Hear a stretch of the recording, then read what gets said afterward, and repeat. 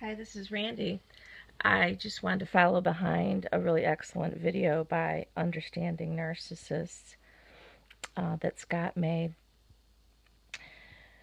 So he was talking about what is kind of the narcissist's end goal, or what is the primary thing that they are trying to do to you. And I totally agree with the fact that narcissists really don't have an end goal in mind, because they're disorganized and their minds don't think in those terms. Um, it's just what happens. It's just the end result is always the same, but it's not necessarily their conscious plan. It's what happens to a person who is close to the narcissist as a result of being close to the narcissist, because the narcissist requires and demands certain things for them to maintain their presence around you. You end up compromising at the beginning, and then it turns into the fact that as a target, you are basically giving up your own will, your own free will. And this is what the narcissist accomplishes. And like Scott says, they do it behind your back, or it's beneath the surface. It's not obvious.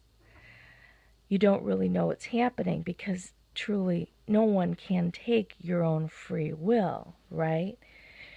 But what the narcissist does is they take your free will, because if you don't go along to get along, you know you'll get punished. And so, as a target, you have your own free will, but yet you know how the narcissist wants you to act, what the narcissist wants you to do, and how the narcissist wants you to be. And they make it very clear to you what their rules are and how they would like you to behave. Whether or not that's you or the genuine you, they don't care. They want you to do what they want you to do and be how they want you to be. And they make it clear to you, as I said. So you don't have free will anymore, because if you do not act in accordance with how they want, and it's not necessarily verbalized, it's just understood. If you do not act in the way that they want, you will be punished.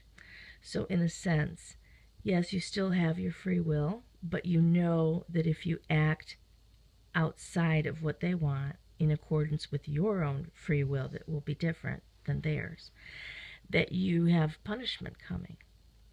And so what happens is, what we do is, if it's not too badly against our own values or boundaries, we will compromise the shit out of ourselves, and we will go along to get along over and over, and then it grinds. It grinds at your identity.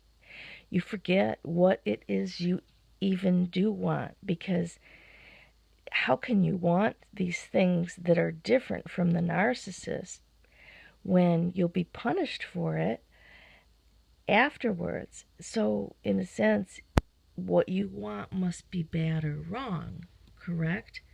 What you want must be distasteful, and you start to have an aversion against your own wants, desires, and free will and preferences. And that aversion to your own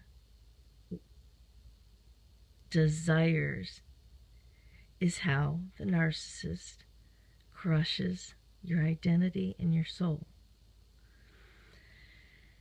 That's why when you decide that you are not going to completely disallow your free will, and you're going to start exerting your free will despite the punishment that you know you're going to receive. That's when you start fighting. And it may not be a physical fighting, although with me it did end up being some physical fighting back, or basically